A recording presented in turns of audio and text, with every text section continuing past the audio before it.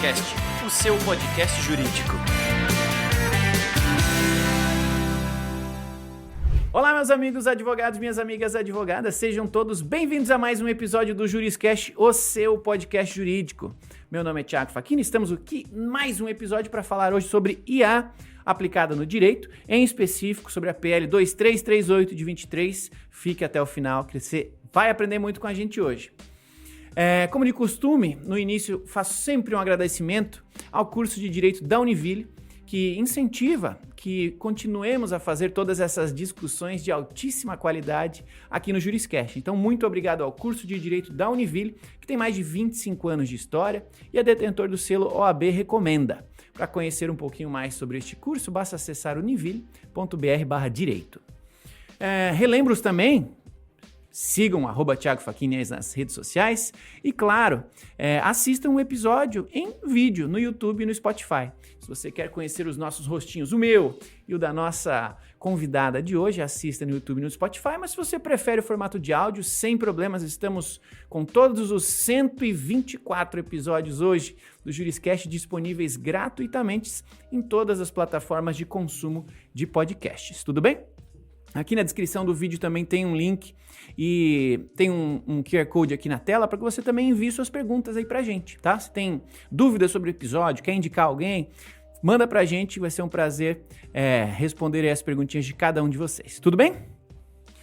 Bom, feita essa introdução, vamos ao que interessa. Vamos ao tema e, acima de tudo, a nossa convidada do dia de hoje. O tema, então, do nosso papo, repetindo aqui, é IA no Direito. Vamos falar sobre os impactos do projeto de lei 2338 de 2023.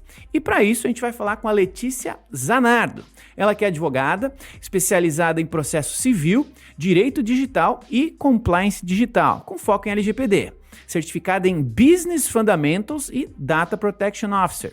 Também é perita forense computacional e pós-graduanda em Fashion Law, entretenimento, startups e novos negócios. Letícia, seja muito bem-vinda ao Juriscast. Thiago, muito obrigada pelo convite. Espero que o nosso papo venha engrandecer muito o conhecimento sobre a IA e sobre a atuação da IA no direito e a gente possa aplicar um pouquinho mais disso no nosso dia a dia.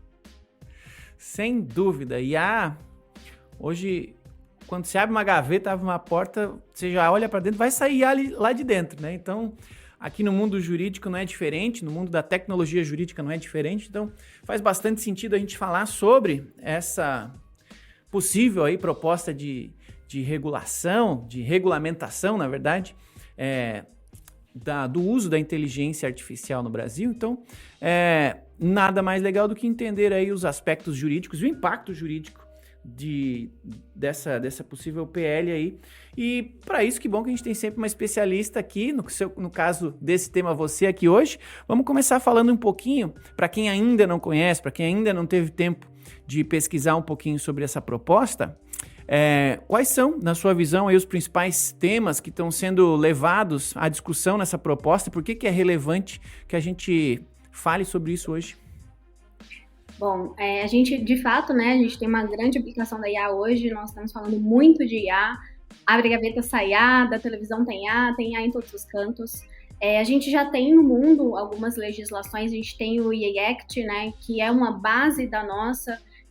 Não vou dizer que foi copiada como algumas outras pessoas dizem, porque a gente tem aplicações muito nossas, a gente está olhando para isso com muito cuidado, mas é uma legislação que se preocupa com a utilização da IA, se preocupa com a repercussão, se preocupa como vai ser feita essa utilização, quais que são os parâmetros para a gente utilizar isso dentro dos nossos negócios, principalmente se preocupa com a proteção de dados, né? Hoje, IA, ela é baseada em dados, todo o treinamento de IA ele é feito com dados, então a gente tem uma reflexão muito grande da LGPD.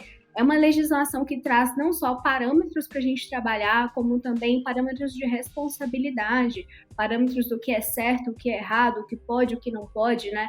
Então, eu acho que é algo que vai engrandecer muito o trabalho no Brasil com IA, o conhecimento dos profissionais que tendem a trabalhar com IA, a tecnologia como um todo, né? Não só no âmbito jurídico, principalmente para a gente saber o que é permitido, né? O que vai ser estritamente proibido, quais são as regras, como que a gente faz o compliance disso, como que a gente faz a implementação. Assim como a LGPD, que é uma legislação muito recente, ela vem para enriquecer o nosso aparato tecnológico do ponto de vista jurídico. Legal, antes da nossa conversa aqui, eu fui ler o projeto de lei e lá fala muito sobre pessoas, sobre dignidade, né? Sobre dados. Tem muita informação que eu ia lendo e já ia associando com o seu perfil, né? Poxa, especialista em LGPD.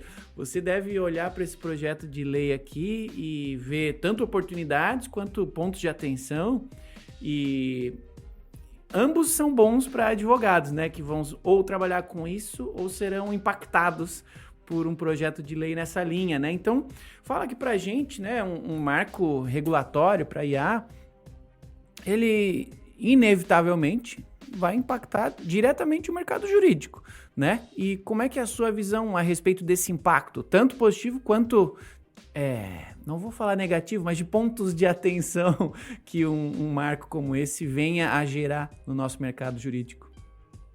Exato. Assim como qualquer coisa no mundo, tem pontos muito positivos, como tem pontos de atenção, de fato. Isso vai ter uma repercussão em todas as áreas do direito, né? A gente vai ter repercussão trabalhista, a gente vai ter repercussão civil, criminal, e por aí vai.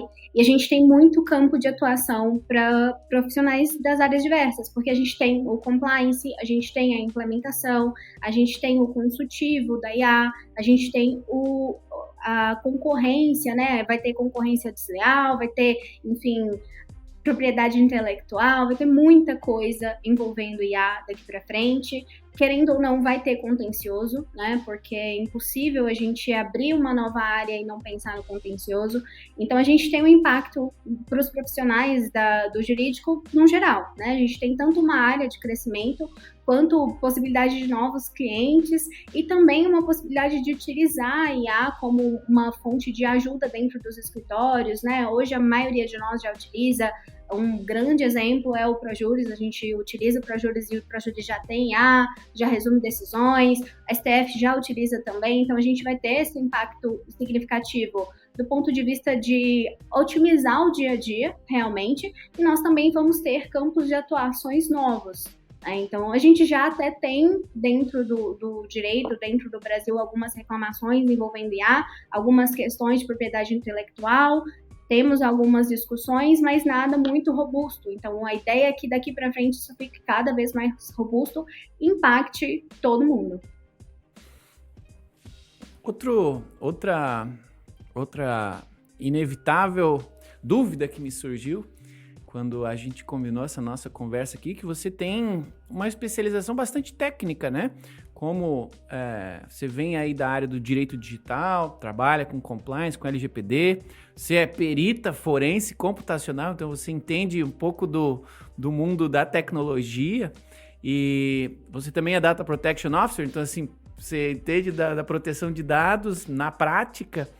E ao ler o PL, poxa, ali tem um universo de temáticas jurídicas que estão sendo impactadas, né?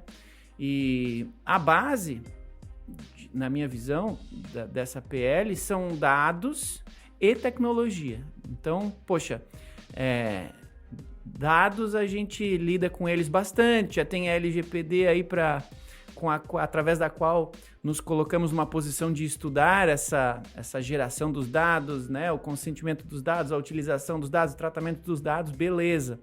Mas a parte tecnológica do conhecimento, são poucos advogados que dominam, né? E nessa análise da IA, de como ela funciona, quais dados foram utilizados para o seu treinamento, como que a IA chegou em determinada conclusão, né? A gente começa a passar um pouquinho da interface de dados para a interface tecnológica, e isso pode assustar bastante gente, pode assustar advogados que não dominam a tecnologia assim como você domina, né? E ao mesmo tempo, quando a gente fala de um direito tão digital, um direito que vive já uma realidade de IA, ele está digitalizado, ele está na nuvem, está na internet, e a gente começa a se preocupar sobre segurança, né? Sobre ferramentas de IA, confiáveis ou não confiáveis. Você deu um bom exemplo aí, né? Poxa, ProJuris já tem aplicações de IA e assim estão pipocando várias pelo mercado.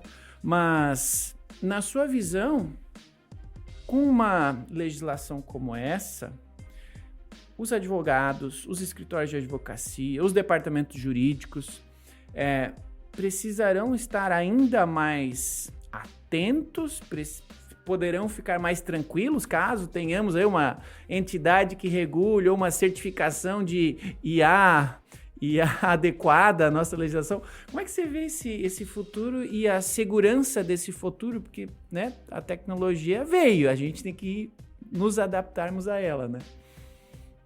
Bom, eu costumo dizer que conhecimento nunca é bastante, nunca é demais, né? Então, a minha base de conhecimento é jurídica, mas atuando ali nos projetos de LGPD, eu fui ficando um pouquinho mais curiosa. Eu lidava muito com o TI, porque uma das pontas de LGPD é o TI. Então, às vezes, eles estão falando numa língua, você está falando na outra. O jurídico com o TI tem muito essa dificuldade, né? De cada um fala uma língua. E eu senti essa necessidade de estudar um pouco da tecnologia também para conseguir ajudar. Eu tenho outros cursos também de formação em cibersegurança, enfim, eu fui estudar a fundo a tecnologia, não só eu, minha sócia também, a gente fez uma movimentação no escritório, um treinamento geral, para poder falar com assim, uma certa firmeza, né, e acertar, porque no início tinha muita briga do jurídico com o TI. E a reflexão é essa: se o jurídico não parar para entender a tecnologia, entender de fato o que está acontecendo, entender mais profundamente, primeiro que você atrasa o processo, porque você não tem o conhecimento específico daquilo, e segundo que entra nessa briga. Então, assim, precisa entender um pouquinho sobre tecnologia? Bom, é legal que se entenda. A gente consegue trabalhar em parceria com empresas de TI, a gente consegue, né, enfim, ter outras pontes. A gente não sabe ainda se vamos ter uma autoridade reguladora, se vamos ter certificadoras. Eu acredito que, num primeiro momento, não, talvez uma autoridade, mas certificadoras não, pensando muito no que veio na LGPD. A gente tem uma discussão sobre a própria ANPD ser uma reguladora disso, então não está muito certo, né? O PL é uma base, muito provavelmente ele vai ser alterado ainda, a gente nem sabe quando vai ser aprovado ou se vai, então a gente vai ter aí alterações. Acredito que no primeiro momento a certificadora não, mas pode ser que tenha, e a gente já tem isso, a IA em outros países, né? A gente já tem uma conversa mundial sobre IA, então a gente tem muito lugar para procurar, para se certificar sim, a gente tem certificação lá fora. No início da LGPD a gente fez muita certificação na Europa, então acredito que o movimento inicial é esse mesmo movimento, de entender a base, ter um bom conhecimento dos dois lados da moeda, né?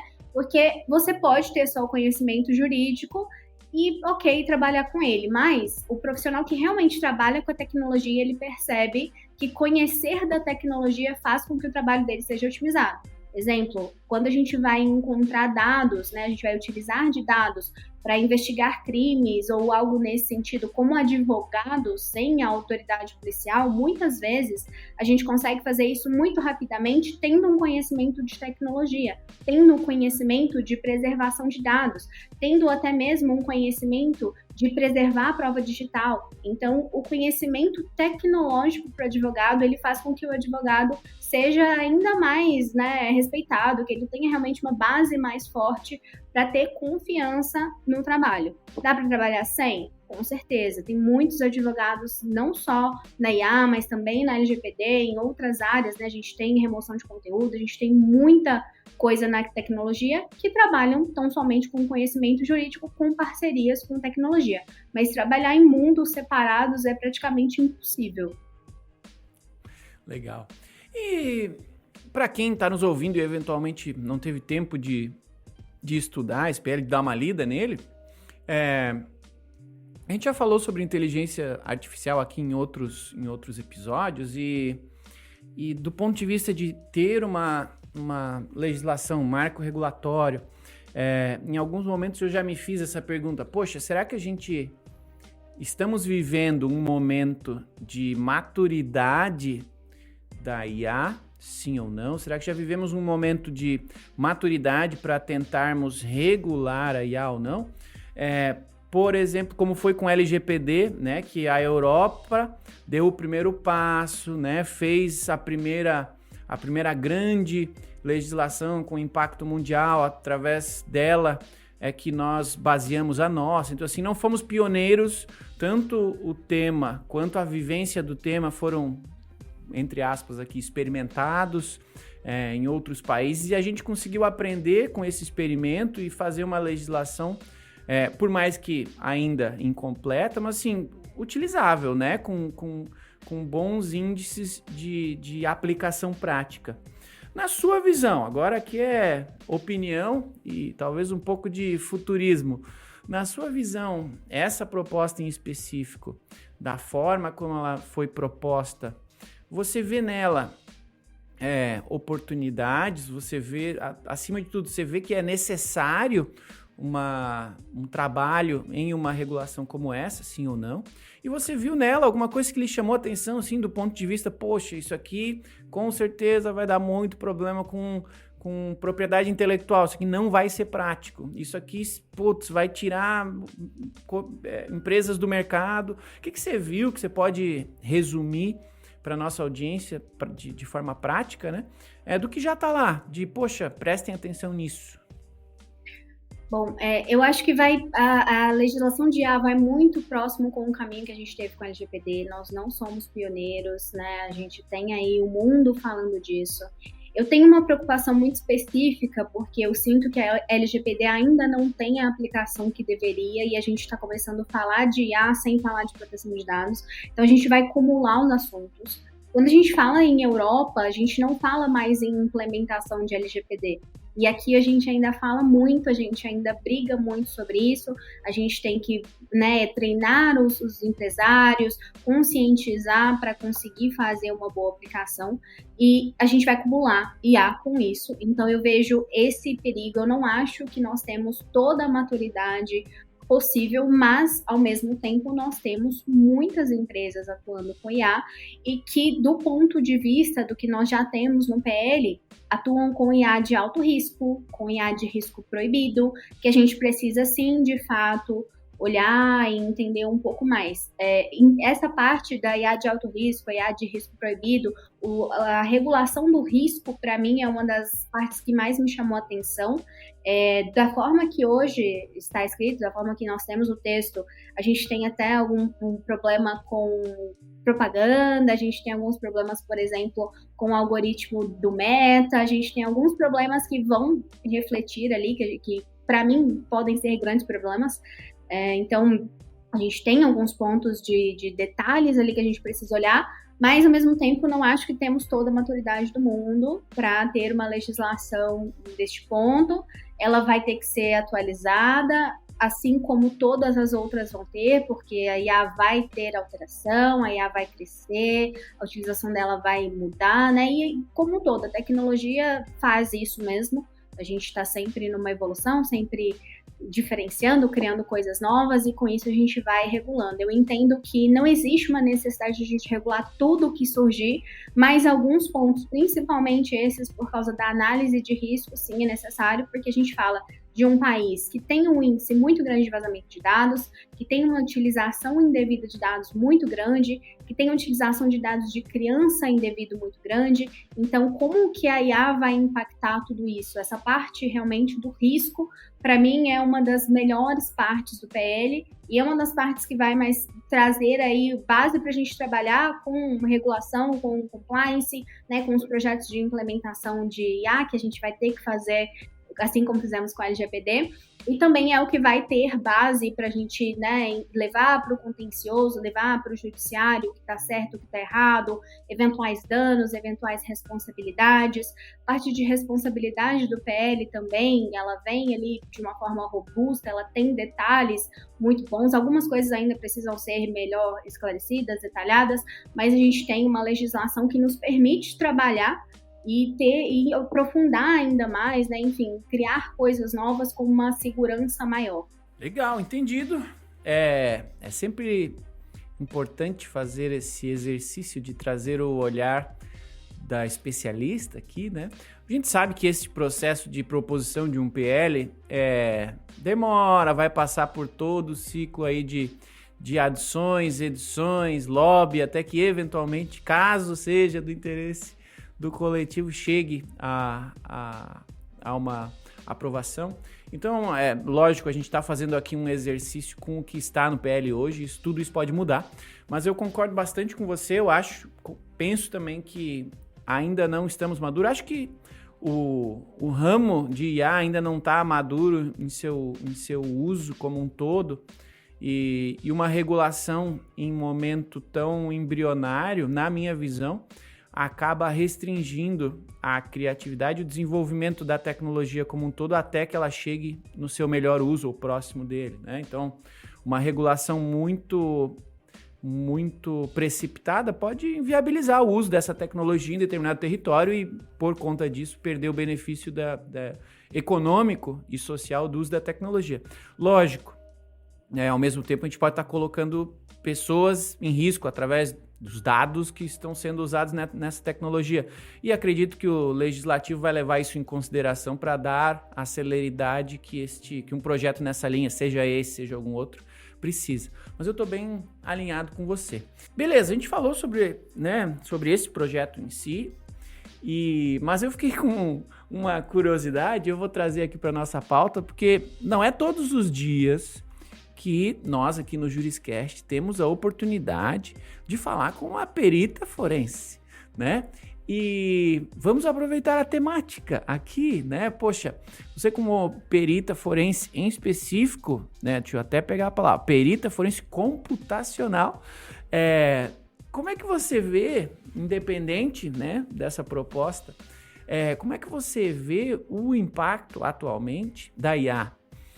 Nos crimes digitais, você já tem visto, né, analisado aí evidências de muitos crimes realizados com apoio de tecnologia de inteligência artificial, e complemento a pergunta se você, enquanto perita, utiliza alguma IA para ajudar na formalização, na finalização aí do seu trabalho também como perita? Bom, eu não atuo como perita para o judiciário, nem para nenhuma outra área, né? A minha formação como perita foi realmente para ajudar no meu trabalho como advogada.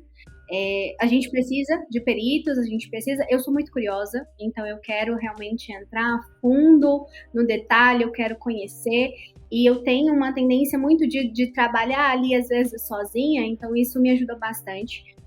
Sobre essa questão de termos aí repercussões nos crimes digitais, nós temos IA, eu já tive alguns casos de crimes digitais cometidos com IA. A gente tem crimes cometidos com utilização de voz, de vídeo, né? Não é difícil falar sobre isso, muita gente já deve ter visto em rede social, é algo muito simples de se fazer, qualquer criança entra lá e faz. A gente teve repercussão envolvendo crianças também, nós tivemos utilização de imagens modificadas com IA, utilizando imagem de criança.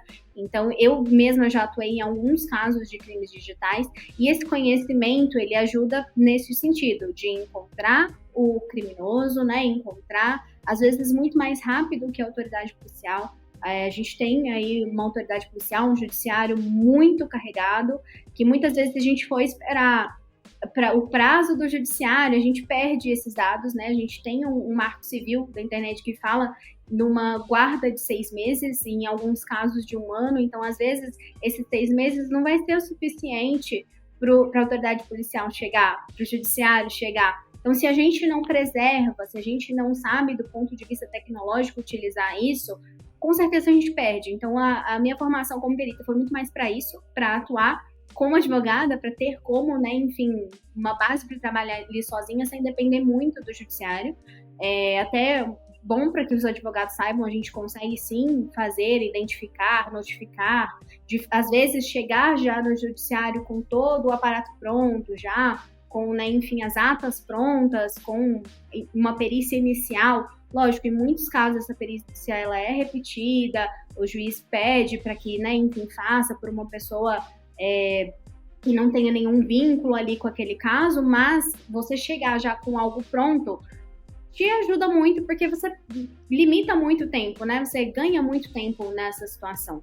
Então, a minha atuação com perícia é muito mais nesse sentido, mais no sentido investigativo, que eu tenho muito investigativo aqui, até algo que a gente brinca muito dentro do escritório, que eu sou a Enola Holmes do escritório, então é mais nesse sentido, né, de procurar realmente, de chegar com as provas prontas, de chegar com a base ali já e entregar para o judiciário, entregar para a autoridade policial e seguir o caminho. Lógico, acho muito importante frisar também que tudo o que eu faço é dentro do devido processo legal, dentro do que é permitido, porque a gente sabe que existem ferramentas que vão além do que o direito permite, então são utilizações que eu não concordo, né? Acho que a gente consegue sim trabalhar sem precisar utilizar de prova envenenada, sem precisar rastrear celular de ninguém, sem fazer nada errado, a gente consegue fazer boas perícias, fazer boas investigações, relatar, preservar as provas, fazer as nossas atas, sem precisar fazer nada errado.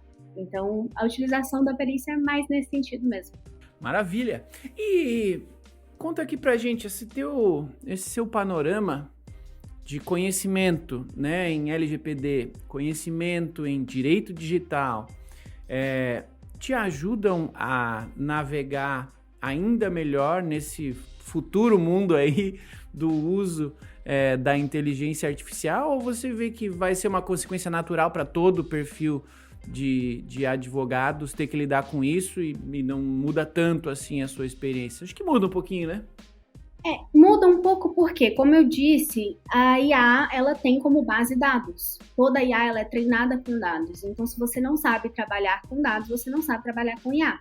Se você não tem um bom conhecimento de trabalhar com proteção de dados, muito provavelmente você vai fazer um treinamento incorreto daquela IA.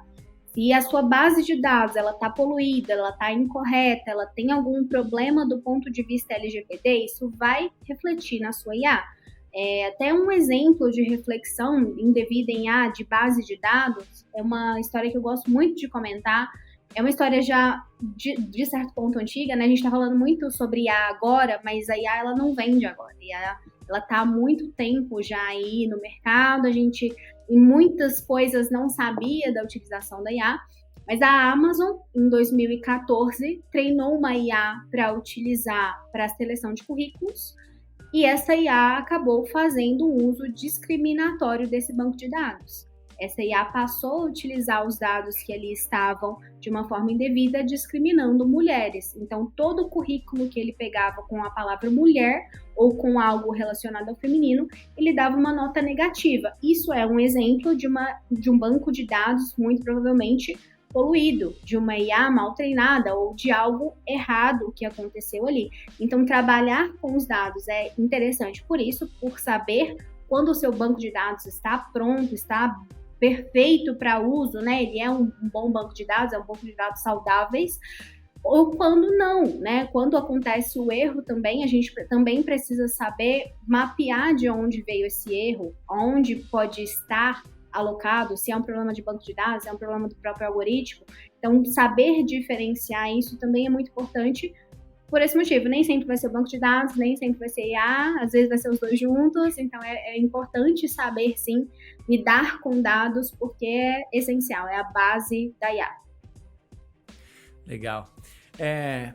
Eu ia lhe fazer uma pergunta sobre ética, mas recentemente, né, até foi uma manchete no Migalhas, no Conjur, em outros portais aí de notícias, sobre a punição a um profissional da nossa área que publicou uma peça totalmente produzida, né, protocolou a peça totalmente produzida em IA e sofreu aí sanções por conta disso, né? E esse episódio levou a um amplo debate ético sobre os limites do uso de ferramentas ou formas de uso da IA de maneira ética na área jurídica. E estes episódios são legais porque eles vão, em algum nível, educando, né, o público também, né? Poxa, a gente já Já um ano atrás a gente estava aprendendo. Hoje a gente já sabe que não é tudo que a IA faz, que a gente precisa dar uma revisada, que algumas IAs são boas em determinadas coisas e outras IAs, né, outros modelos de linguagem são melhores em outras coisas, né? Alguns são bons em texto, outros são bons em imagem, outros são bons em vídeos. Então, essa perguntinha da ética, eu vou incluir ela na próxima perguntinha, que é um pouco de futuro também, né? Você que está, como você falou, já tem atuado em casos, né, de uso de IA, você já provavelmente tem percebido a evolução da IA, do uso da IA, tanto pelos clientes, assim como pelos colegas advogados, nas empresas e tudo mais. O que você imagina que deve acontecer no nosso futuro relacionado a esse tema, né? Não apenas com relação à SPL, mas acho que a SPL é um horizonte próximo, não tão distante. Acho que haverá algum tipo de regulação, né? De regulamentação em algum momento. Mas o que, na sua opinião, os advogados podem ou devem esperar do uso de IA no mundo jurídico daqui para frente? Assim, você vê algo despontando aí no horizonte? Bom, eu acho que assim, o mais importante é a gente treinar os novos advogados, principalmente. De fato, acontece, tem acontecido. A gente teve notícia aí dessa utilização, mas a gente sabe de escritórios que foram treinar advogados porque os advogados estavam fazendo, escritórios que inicialmente proibiram, né? Então, e também dentro dos modelos, né, a gente vê aí diferenças muito grandes. Tem modelos que permitem que você carregue a sua base de dados, tem modelos que permitem que você faça o seu projeto de treinamento ali, você consegue ir treinando a sua própria IA. Mas dentre alguns modelos, você carrega a base de dados e ele não te avisa que ele não carregou ela inteira. Então, quando você vai consultar alguma coisa, pode ser que ainda venha um erro. Faça um exemplo, o ChatGPT tem uma possibilidade de você carregar o banco de dados. Carregue o Código Civil lá. Ele vai dar como se ele tivesse carregado. A hora que você perguntar, me diga qual é o artigo 150, ele vai trazer errado. Eu estou assim afirmando, façam porque vai dar errado. É uma certeza. Por quê? Ele não te avisou que ele não tem capacidade suficiente para aprender a base inteira. E você continuou.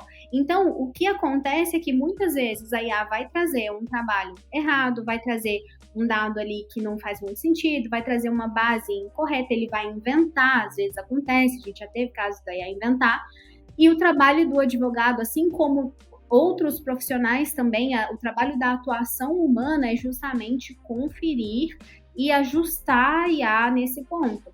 Então, a IA errou, você vai conferir, lógico, não acreditar em tudo que a IA diz, em tudo, assim como no Google, assim como em outras tecnologias também, né? Enfim, a gente não pode acreditar cegamente nisso. Então, acho que o primeiro ponto, dentro de escritórios, dentro de empresas, né, enfim, de toda a parte jurídica é o treinamento. A gente precisa que os profissionais se conscientizem desse ponto, a gente precisa que eles sejam treinados, principalmente os mais novos, né? É um cenário muito diferente para o jovem advogado, para o advogado que já está aí no mercado há muito tempo, o advogado que pegou o processo físico, então a gente tem algumas diferenças nesse sentido, principalmente o pessoal muito jovem não teve toda essa atuação que nós tivemos, né? Enfim, então acho que o mais importante é o treinamento, é que a gente aprenda realmente como lidar com a IA. De fato, uma utilização ética, não dá para a gente acreditar e utilizar tudo que vem ali. A IA vai errar, a IA vai, né, enfim, alucinar, que a gente fala, a IA alucina, manda respostas completamente erradas. E o nosso trabalho é justamente corrigir, rastrear, entender quando não dá para utilizar, entender quando a IA está sendo preconceituosa, entender quando a IA está reproduzindo vieses. A utilização da IA como um todo, ela sempre vai ter uma repercussão humana, ela sempre vai precisar da mão humana, seja para treinar, seja para fazer, seja para ajustar, né? Então, o nosso trabalho do ponto de vista ético é esse. Ser os olhos ali que vão filtrar o que está errado, corrigir e também, né, apontar os erros para que outras pessoas também possam corrigir, porque o erro não vai ser só no jurídico, o erro vai ser geral. E também replicar o que é bom. Então, olha, a gente fez aqui um bom treinamento, vamos fazer geral, né? A gente tem algumas comunidades já de advogados falando sobre IA. É muito importante que nós, advogados, estejamos juntos nesse momento. A gente não tem legislação ainda, a gente está conversando, a gente está trazendo coisas de fora, então é muito importante essa união também para enriquecer a conversa e que a utilização ética seja replicada como um todo. Legal, a gente devia fazer um combinado aqui, lá no episódio 200, a gente devia voltar aqui para falar de IA de novo e ouvir esse episódio e ver o que mudou de lá para cá, só para a gente fazer o exercício de nos surpreendermos com a velocidade com a qual as coisas mudam e evoluem, né? Ia ser engraçado. E a gente precisa saber se no 200 já vamos ter o PL aprovado, já vamos ter lei. Às vezes não. Muito possivelmente não. Às vezes no 300 a gente volta para falar sobre a lei.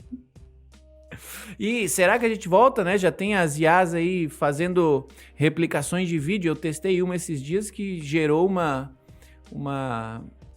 representação visual em vídeo minha, né? E voz. Muito parecidas comigo, né? Então, assim, quem sabe daqui a pouco não somos mais nós aqui, será a nossa representação digital, quem sabe? Vou falar de um caso. Manda, e aí? Eu tive uma cliente que me procurou, ela é uma infoprodutora, ela tem vídeos no YouTube, Instagram, enfim. Pegaram a voz dela, perfeita, criaram um WhatsApp com o nome dela e mandaram promoções para algumas pessoas. De, olha, eu sou a fulana, eu tô aqui, como você já é meu aluno, eu tô aqui te presenteando com um cupom para você participar. Se você não conhece ela pessoalmente, você nunca conversou com ela, você não percebe que ela tem um pouquinho de sotaque carioca, você não vê a alteração na IA. E algumas pessoas caíram no golpe, a gente conseguiu identificar o autor, né? E conseguimos também devolver o dinheiro das pessoas. Também, nesse momento, é muito importante lidar com empresas que saibam, então a autoridade bancária também ajuda, o MED ajuda, né? Enfim, a gente tem várias ferramentas para utilizar ali no momento de um problema com o IA, mas é de fato muito real e a gente já tem aí alguns crimes. Esse foi um dos que eu atuei. Que legal.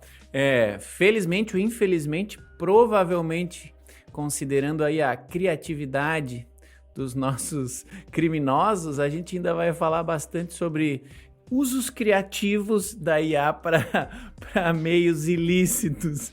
Talvez isso aqui dá outro episódio. Um dia a gente devia falar só sobre exemplos de crimes com tecnologia. Isso ia ser muito legal para os advogados, mas ia ser muito ruim, ia dar muita ideia para muito criminoso, né?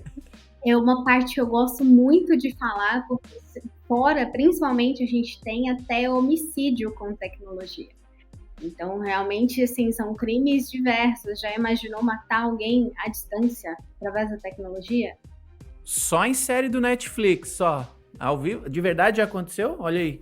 A gente teve um caso de uma pessoa internada, um hacker invadiu o sistema do hospital e administrou uma medicação através do sistema que a pessoa era alérgica.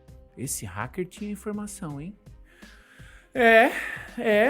O futuro, meus amigos, a única certeza é a da mudança, e essa mudança vai ser inimaginável. Mas uma mudança que é imaginável e previsível é de que o tempo passa. O tempo passa, nosso tempo aqui voou. Nossa conversa aqui, o tempo que a gente tinha disponível aqui para conversar, infelizmente chegou ao fim. Me resta agradecer, Letícia. Muito obrigado pela disponibilidade aí do seu tempo para vir conversar com a gente sobre esse tema tão legal, tão curioso e acredito eu que ainda vai mudar tanto, né?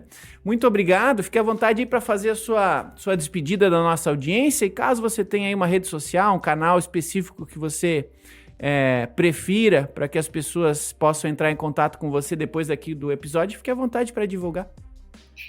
Muito obrigada pelo convite. Eu espero voltar no episódio 200, 300, para a gente falar mais, para a gente falar sobre o que mudou, para falar sobre aprovação, sobre os certificados.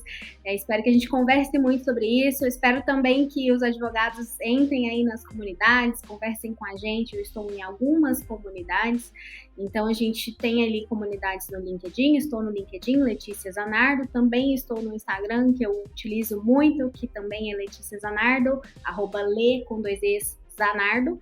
E a gente tem um grupo também no WhatsApp para conversas sobre IA, exclusivamente para advogados. Advogado que quiser entrar, me manda uma mensagem no WhatsApp ou no LinkedIn que a gente adiciona lá. Temos conversas até mundiais envolvendo a ONU, enfim, estamos aí com alguns projetos. Quem quiser conhecer um pouquinho mais, quem quiser participar disso também, é muito bem-vindo e espero o contato de vocês. Legal, meus amigos. Letícia, muito obrigado em nome aí da audiência do Juriscast, muito obrigado pela presença e, acima de tudo, pela disponibilidade de compartilhar aqui conosco o seu tempo, o seu conhecimento. E muito obrigado também a você aí da audiência que nos acompanha, né? Já são 124 episódios. Muito obrigado a cada um de vocês. Continuem me seguindo aí nas redes sociais, @Thiago Facchini. Continuem colaborando com a gente aqui no Juriscast, indicando pessoas que vocês querem ver aqui no Juriscast, fazendo uma avaliação aí do Juriscast, dê as estrelinhas, coraçãozinho, joinha.